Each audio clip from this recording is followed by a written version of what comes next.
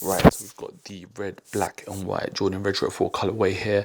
Right now I'm on a train thinking what's going on in my life. Got the paint cracking, looking like I'm just sizzling in the pan. It's time to just reset, guys. It's time to just get going with a refresh with the paint job.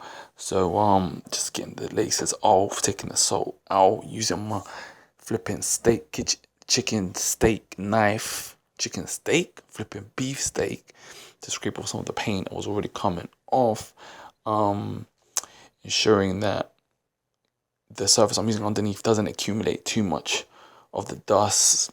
Moving on swiftly now, doing what men do best. 2016 is about equality and gender roles.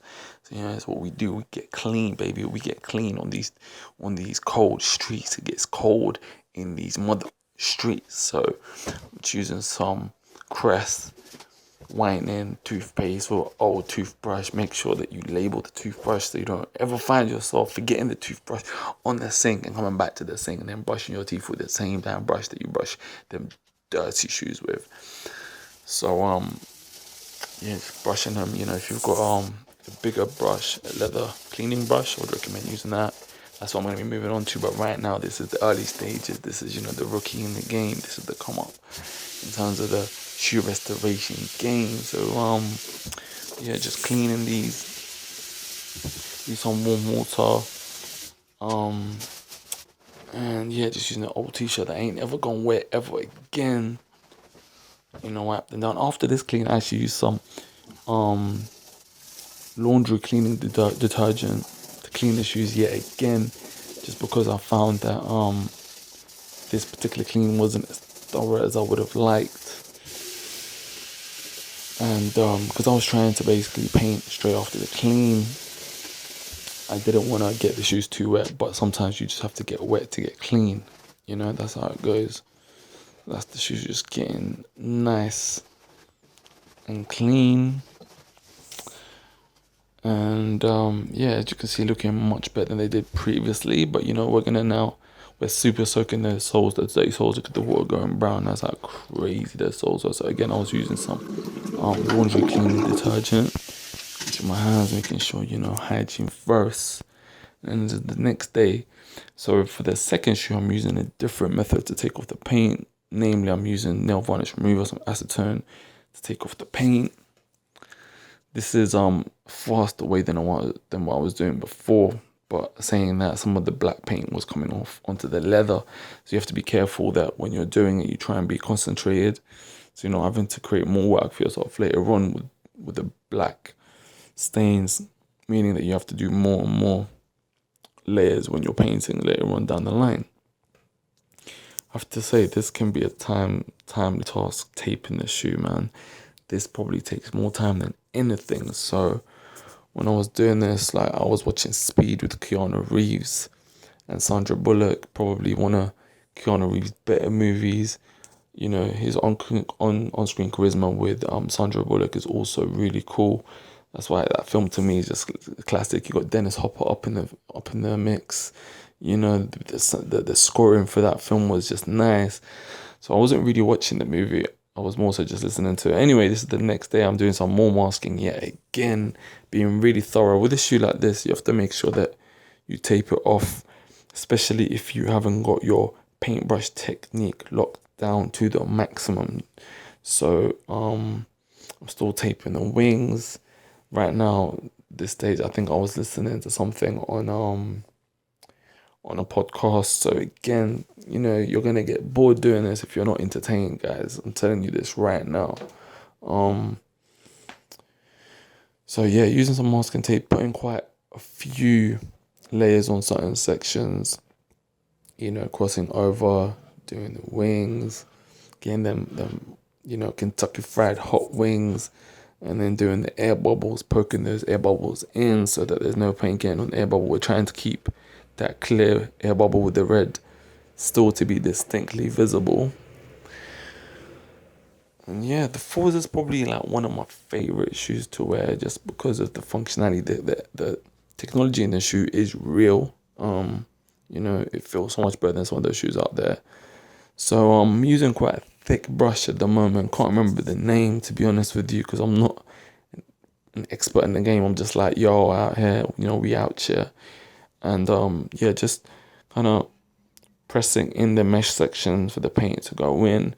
An airbrush machine would have been better for this section, just because you're kind of having to penetrate the mesh to get through to the black section underneath, which an airbrush would be better for. It's something I'm going to be doing in my future videos, but for now I was just using the brush.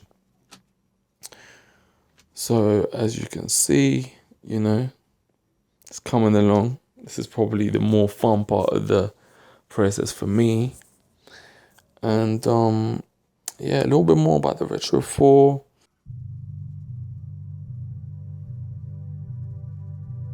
Up until the 3, there hadn't been a Jordan shoe that showcased the visible air bubble. Also, it's got the flight underneath the Jumpman. It was the first Jordan shoe to feature the flight under the Jumpman. Uses the same sole as the Retro 3s.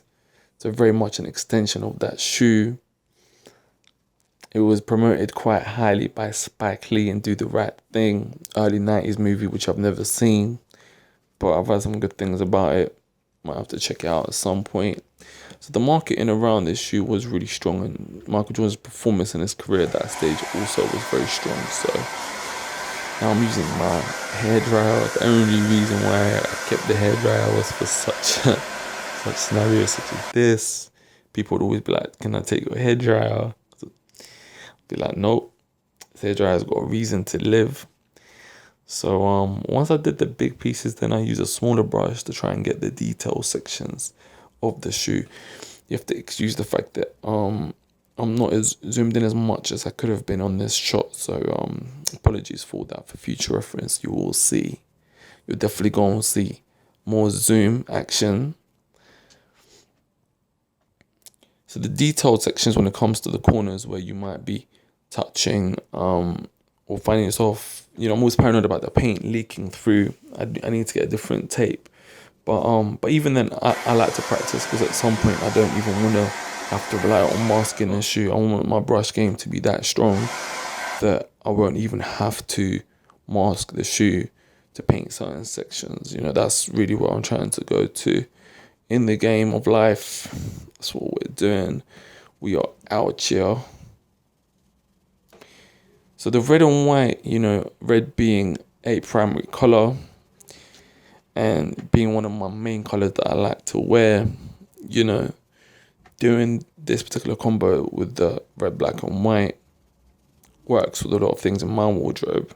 So I always suggest that if you are going to be doing a custom or restoration piece on a shoe, think about your wardrobe. Think about the colors that work with your skin tone. Do you have a warm skin tone? Do you have a cool skin tone? Do you wear more blues? Do you wear more greens? Do you wear more reds? And think of a colorway that would match as many things in your wardrobes as possible. Unless you're one of these guys that collects thousands and thousands of shoes, and because of this you've got no walls in your house because every wall is just stacked to the max with shoe boxes, then you don't have to worry about that. But if you're like me that likes to have space in one's abode, you do not want to have your walls stacked to the max. You know what I'm saying?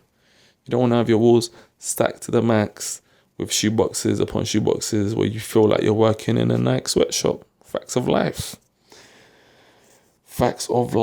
But yeah, another reason why I like the shoes, the wings, they're not there just to look good. They do give your ankle a hell of a lot of support. So when you're wearing these shoes, anytime you're jumping, running, skipping, anything, you just feel like you've got optimum support. And that's my little victory dance. We are out here. NASA, we are out here. We are doing our thing. Yup. Yep. Don't ask me why I was wearing the face mask. I wasn't even using the airbrush. But I'm paranoid like that. I can be a bit paranoid like that. Jeez. Yup.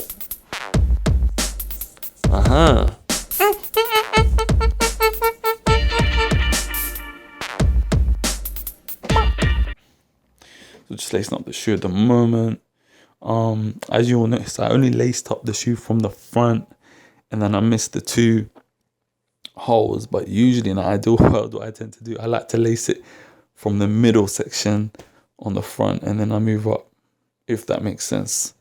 If that makes sense to y'all. And then I'm just using some Ultra Protector from Foot Locker. I'll let you know how that goes. The paint itself was a matte white paint from Angela's.